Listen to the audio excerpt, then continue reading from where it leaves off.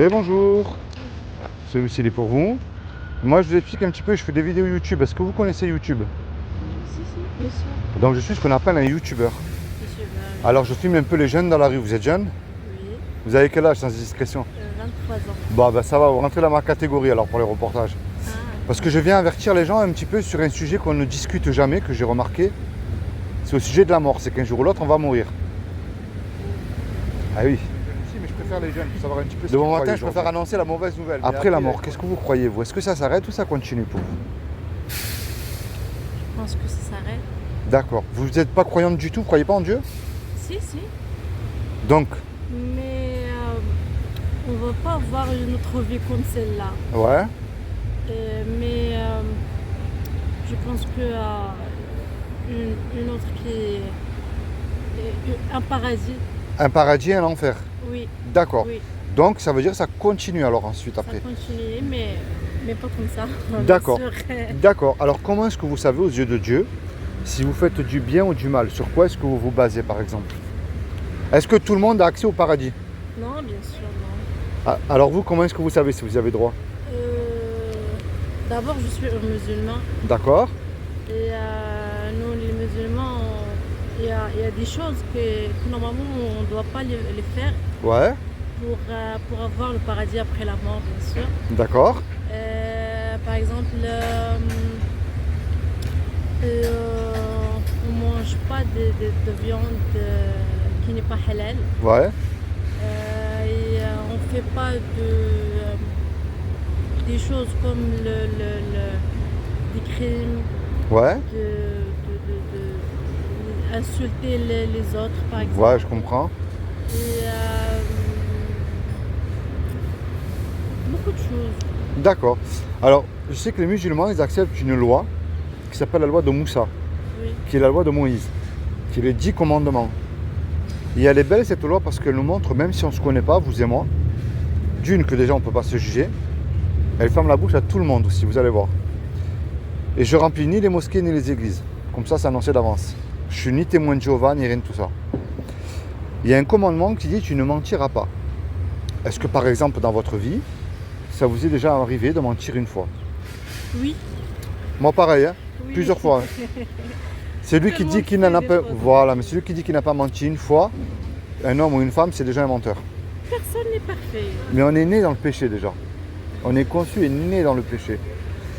Il y en a un autre qui dit tu ne voleras point. Est-ce que dans votre vie, ça vous est déjà arrivé de prendre quelque chose qui n'est pas à vous, mais peu importe la valeur, hein? Oui. Moi aussi. Mais des choses simples comme ça à la Moi maison, des choses pour mon frère, ma soeur, oui, bien sûr. Il y en a un qui dit tu honoreras toujours tes parents. Attention, il y a un piège. Est-ce que vous êtes sûr que vous avez toujours honoré vos parents? Par exemple, est-ce que vous leur avez toujours obéi, jamais menti? Oui. Moi aussi. Il y en a un qui dit tu mettras toujours Dieu, lui, en premier dans ton cœur. Mais avant que vous répondez, j'ai remarqué que quand tout va mal, on met Dieu en premier. Mais quand tout va bien, est-ce qu'on lui dit par exemple, lorsqu'on se réveille, ben, Seigneur, je te rends grâce par exemple pour le souffle de vie que tu m'accordes encore aujourd'hui? Difficile, hein? Oui. Et il y a un dernier, il y a un commandement qui dit tu ne commettras pas d'adultère. Mais Issa, qui est Jésus, a dit quiconque, c'est-à-dire vous ou moi, qu'on a regardé un homme ou une femme avec un désir charnel, on a déjà commis un adultère dans notre cœur. Puis ça nous est arrivé aussi déjà. Oui. Alors si Dieu est juste, il est juste. Imaginez un Dieu tellement saint, il ne supporte même pas un petit mensonge pour faire du bien. Il a dit tu ne mentiras pas. Moi je vous souhaite de vivre jusqu'à 120 ans. Très bonne santé avec tous les gens que vous aimez autour de vous. Oh. Je vais aller plus loin. Hein. On espère, oui. Vous êtes mariés? Oui. Alors vous avez des enfants? Non, pas encore. Bon, je vous souhaite d'avoir des enfants, un compte en banque bien rempli, une belle voiture, une belle vie. Merci. Enfin, je vous souhaite le rêve quoi, pour vous. Hein. Oui. Mais je ne peux pas en vérité vous garantir 5 minutes. Parce qu'on peut partir là tous les deux tout de suite. Le cœur, il peut s'arrêter. Mais la grande question, si Dieu me juge là tout de suite face à sa loi que lui m'a donnée, est-ce que je suis coupable ou innocente alors? Difficile à répondre. Hein. Vous savez pourquoi on ne peut pas répondre? Parce que c'est pas comme si vous allez en prison là à côté là. C'est pas comme si vous faites 6 mois de prison et vous sortez. Là, c'est éternel l'enfer. L'enfer, ça nous fait quelque chose dans notre cœur. Mais lorsqu'on aime son prochain, parce que Dieu nous a demandé d'aimer notre prochain, on ne peut pas lui cacher la vérité. Oui. Si je vous mens, je ne vous fais pas du bien. Alors, il y a quand même une bonne nouvelle là-dedans. Parce que Dieu nous aime. Et il nous a créés. Et il ne veut pas nous envoyer en enfer. Malgré que c'est quand même le péché, qui est un virus mortel, qui nous éloigne de Dieu, qui nous envoie aussi en enfer. Est-ce que vous savez ce que Dieu a fait pour vous il y a 2000 ans? Est-ce que vous savez ce que Dieu a fait pour vous il y a 2000 ans par amour, pour vous éviter justement d'y aller en enfer? Est-ce que vous savez ce qu'il a fait? Vous ne savez pas? Vous savez lire l'arabe, j'imagine. Vous savez lire l'arabe, donc je vais vous montrer quelque chose. D'abord, je vais vous expliquer ce que je crois moi. Est-ce que vous savez ce que c'est que les gens du livre? Les gens du Livre. livre? Ouais. Le Coran, il enseigne ce que c'est que les gens du livre. Est-ce que vous savez ce que c'est? Je sais pas ce que c'est en arabe. Alors, je vais vous expliquer. Dieu peut faire ce qu'il veut, on est bien d'accord. Oui. Ce qui est impossible aux hommes ne l'est pas à Dieu. Attends, je m'excuse. Dieu peut venir là sous une forme humaine. Il peut faire ce qu'il veut, Dieu. Oui. Nous, on ne peut pas. Ouais. On ne voit pas. Ben, c'est ce qu'il a fait il y a 2000 ans. Il a pris cette forme humaine, justement, qui est Issa. Et il a dit, quiconque croit que Issa est le fils de Dieu, mais je sais qu'avec les musulmans, ça ne va pas, ça, fils de Dieu. Je vous rassure, Dieu n'a pas de mère. Dieu est un esprit, on ne peut pas le voir. Par exemple, j'ai remarqué que les Arabes, on les appelle les fils du désert. Quand on voit un Arabe, on voit le désert, le palmier. Le désert ne peut pas avoir d'enfants, c'est une image. Les Égyptiens, on les appelle les fils du Nil. Le Nil ne peut pas avoir d'enfants, c'est une image. En fait, quand vous voyez Issa, qui n'a jamais péché, vous voyez Dieu à travers lui, c'est une image. C'est comme vous les musulmans, quand vous faites la fête, il ne faut pas que le mouton soit malade. Ça ne marche pas. Eh bien, c'est ce que Issa a fait pour vous il y a 2000 ans, c'est le seul qui n'a jamais péché. C'est pour ça que Dieu dit, quiconque croit que Jésus, le Fils de Dieu, qu'il est ressuscité du royaume des morts le 3e jour, parce qu'il est vivant Issa, il aura la vie éternelle à mes côtés. Et vous savez que, je sais que les musulmans ils croient en Issa, mais vous savez que les démons aussi ils y croient. Et eux ils tremblent. On va dire de ce côté-là, ils sont beaucoup plus humbles que nous, ils savent qui est Jésus, ils savent ce qui va leur arriver. Moi le but de ma démarche, madame, je ne remplis pas les bancs des églises, ni une mosquée, ni rien de tout ça. Vous savez comment les hypocrites, il y en a de partout. La clé, c'est la repentance. C'est-à-dire que vous vous repentez de vos péchés avec foi, tout seul. Vous lui dites tout ce qu'il y a dans votre cœur. N'importe qui peut prier pour vous, mais ne peut pas faire les choses à votre place non plus. Non, bien sûr. Vous voyez? Oui. Vous lui dites, quel est ce monsieur-là qui est venu, qui m'a parlé de Dieu, qui est Jésus pour moi, parce que je suis musulmane. Oui, ça, avec vos mots à vous. C'est comme si que tous les deux, on va faire un braquage. On se fait attraper par la police nous conduit au tribunal, et le juge, il nous dit, voilà, vous me donnez sur la table 15 000 € ou vous partez tous les deux 20 ans en prison. On n'a pas l'argent parce qu'on s'est fait attraper par la police. Et on ne peut pas revenir en arrière et effacer mal qu'on a fait. Et on ne peut pas dire au juge, je vous jure, monsieur le juge, je ne recommence plus, c'est fini, laissez-moi partir. Ça ne marche pas, ça. On se regarde tous les deux, on ne sait plus quoi faire. Et il arrive tout à coup un homme qu'on ne connaît pas. Et cet homme-là, il ne nous connaît pas.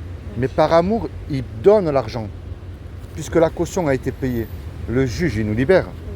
Mais maintenant, imaginez-vous le film, là, tout de suite. Cet homme qui a donné l'argent, il se présente maintenant en retour devant vous.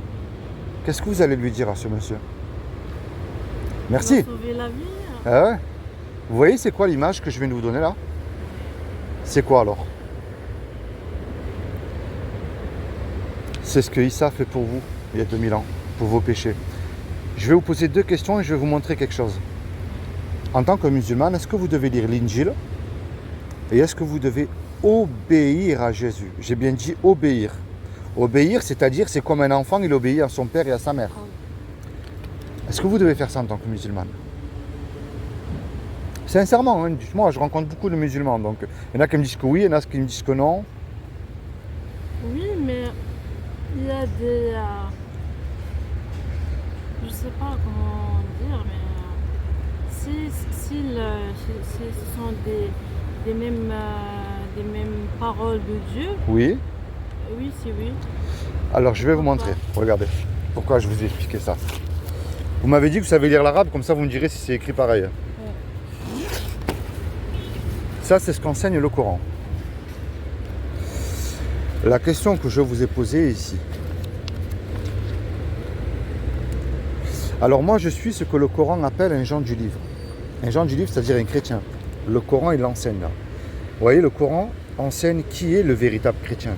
Parce qu'aujourd'hui, tout le monde se dit chrétien, si vous avez remarqué. Pour moi, un vrai chrétien, c'est celui qui met son livre en pratique. Vous avez remarqué, en France, on interdit une robe qui est une simple baya. C'est très beau, une robe. Mais il n'y a rien de nouveau sous le soleil. Alors, le Coran enseigne que le véritable musulman doit suivre l'Injil. Oui. Mais normalement, c'est comme. Oui, oui, oui, c'est le Coran. Vous voyez? Et nous avons envoyé après eux Jésus, fils de Marie. Fils de Marie, mais pas fils de Dieu. Oui, mais pour confirmer, pas pour retirer, ce qu'il y avait dans la Torah avant lui. Et nous lui avons donné l'évangile où il y a guide et lumière. C'est-à-dire que l'évangile est la direction de la lumière. Le Coran enseigne que le véritable musulman doit obéir à Jésus.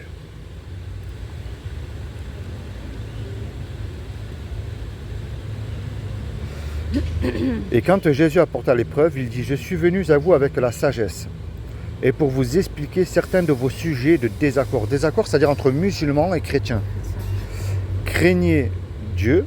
Bon, dans le Coran que j'ai là, c'est écrit « Craignez Allah » et obéissez-moi. Vous voyez, Jésus dit de lui obéir aux musulmans. C'est très important. Et là, regardez, ça, ce qui est merveilleux. Le Coran enseigne que si tu crois l'Injil, tu es sur le bon chemin.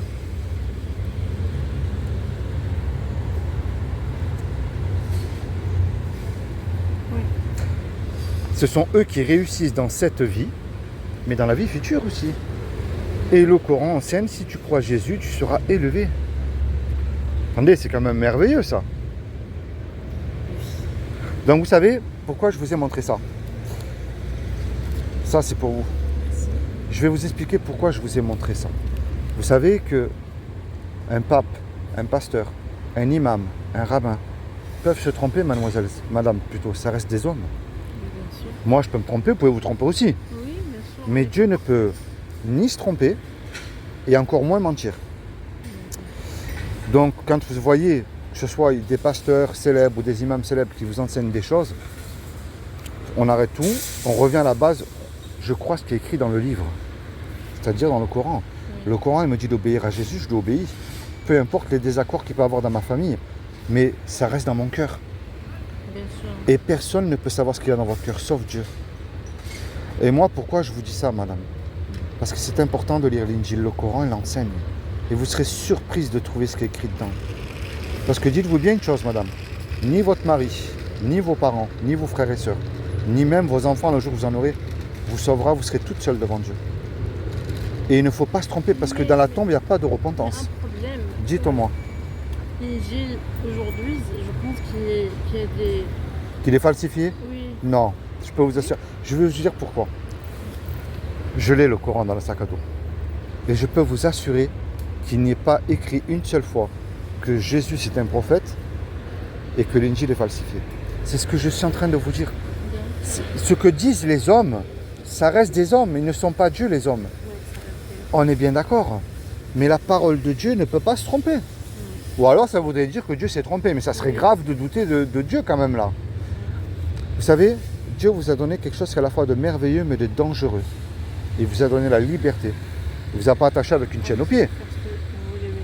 Soit de l'aimer, de le suivre et de mettre en pratique ce que Dieu vous demande de mettre en pratique, soit de faire ce qui vous plaît. Mais ça ne marche pas. Vous savez, c'est comme les chrétiens aujourd'hui. Hein. Moi, je connais Jésus, mais je fais ce que je veux. Non, ça ne marche pas comme ça. Hein. Ça ne marche pas comme ça. Hein. Non, non, non, non, non. C'est où je suis réellement un enfant de Dieu. Quand je dis un enfant de Dieu, ça veut dire que je suis... Parce que musulman, ça veut dire soumis à Dieu. Vous voyez, on peut être soumis à son époux et à son épouse. Mais je mets d'abord en premier ce que Dieu... J'aime Dieu. Oui. C'est ça. Même Jésus, il enseigne, celui qui aime ses parents, ses enfants, son mari, sa femme, plus que moi, n'est pas digne de moi. Vous voyez quand même, c'est grave ce qu'il enseigne, c'est important. Et moi, c'est ça que je vous amène, madame. Je ne vous amène pas une religion. Ceux qui enseignent que Jésus est une religion, c'est faux. Ils ne le connaissent pas. C'est une relation personnelle. Vous voyez? Vous êtes de quelle origine? Maroc. En plus, vous savez ce que j'ai regardé hier? J'ai regardé sur YouTube. Je ne savais même pas qu'il existait des chrétiens au Maroc. Si. Mais cachés. Parce qu'ils sont persécutés malheureusement. Mais vous savez que ça m'a fait chaud au cœur parce que là, on se dit chrétien, mais eux, ils ont une foi que même pas moi j'ai. C'est-à-dire une foi qui est immense. C'est-à-dire que des fois, ils se mettent même leur propre famille à dos. Mais je vais vous dire une chose, pourquoi je vous dis ça? Parce que Jésus fait des miracles aujourd'hui. C'est-à-dire que si vous l'acceptez comme sauveur et Seigneur, je vais vous expliquer ce que ça veut dire sauveur. Sauveur, c'est l'histoire du braquage. Le monsieur qui a payé l'amende, c'est Jésus pour vous sur la croix, pour vos péchés. Parce que la loi de la Torah, vous ne pouvez pas l'accomplir de vos propres forces. Seigneur, c'est-à-dire que je prends le mensonge, c'est plus simple. Vous allez dire là sur le banc, si je mens, je m'en fous, personne ne le sait. Mais attends, je ne peux pas faire ça moi. Il m'accorde le paradis gratuitement et je n'ai absolument rien à payer. Peu importe les persécutions qui peuvent m'arriver, je sais qu'il ne me décevra pas, qu'il va me bénir à côté. Il ne peut pas vous abandonner. Il vous tend la main, après c'est à vous de voir. Est-ce que vous avez déjà lu l'Injil en arabe? Si je vous fais cadeau, vous le prenez l'Injil? Pourquoi pas? Ben, je vous fais cadeau. Merci beaucoup. Ben, c'est moi. Mais je vais pour ça dans la rue, madame. Tenez, ça c'est l'Injil en cadeau, en arabe. Merci beaucoup. Moi, je vous encourage à le lire, madame. Oui. Parce qu'il n'y a rien de plus important, vous savez, que la mort. Et dites-vous bien une chose. Et ça, c'est important et je vous le dis avec amour. Parce que je ne veux pas que vous vous trompez. Moi, je ne vous connais pas, mais par amour, je préfère vous voir là-haut. Hein. Ce que peuvent enseigner les hommes, ça reste des hommes, ils peuvent se tromper. Ce que je vous ai montré, c'est dans le livre. Oui, je vois. Vous voyez? Et laissez Dieu parler à votre cœur. Et vous dites-lui. Parce qu'il est notre Père, Dieu, quand même. C'est lui qui nous a créés. Aujourd'hui, Seigneur, je suis en colère. Pourquoi il m'arrive ça? Ou Seigneur, eh ben, dans ton amour et dans ta sagesse, reprends-moi parce que peut-être c'est moi que je me suis égaré. C'est ça qu'il demande. Vous voyez, aujourd'hui, les miracles qu'il y avait quand même, Dieu est le même hier. Il fait toujours des miracles. Mais aujourd'hui, on en voit de moins en moins parce qu'on doute de lui. Et ça, c'est quand même grave. Hein. Bon, soyez bénis. C'est comment votre prénom? Moi, c'est Philippe. Je peux avoir votre... Oui, bien sûr. Vous tapez Nice.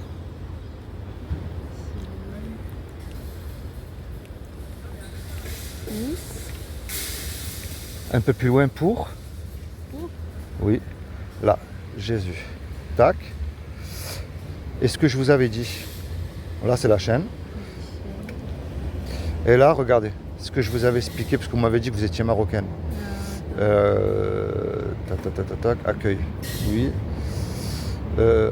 Abonnement. Non, allez sur là. Voilà, Nice pour Jésus. Accéder à la chaîne.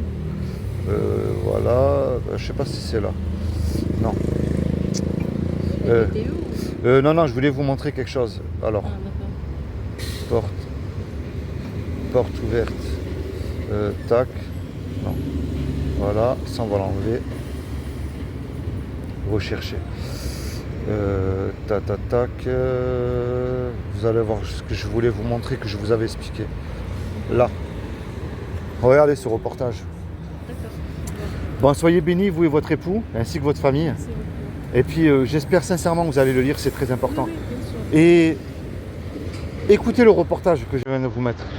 En plus, il y en a qui parlent en arabe, vous comprendrez aussi. Très bien, merci. Au revoir.